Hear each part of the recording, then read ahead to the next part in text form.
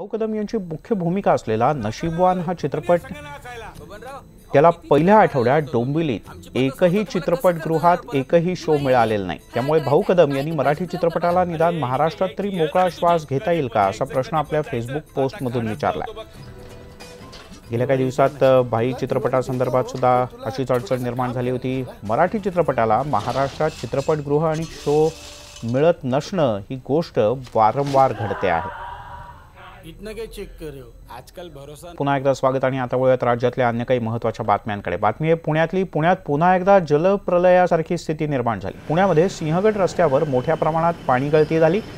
एकीकडे शहराला पाणी मिळत नाही तर दुसरीकडे सिंहगड रस्त्यावर जलकेंद्राच्या टाक्या भरून भरून वाहू लागल्या। त्यामुळे रस्त्यावर जणू तळच झालं।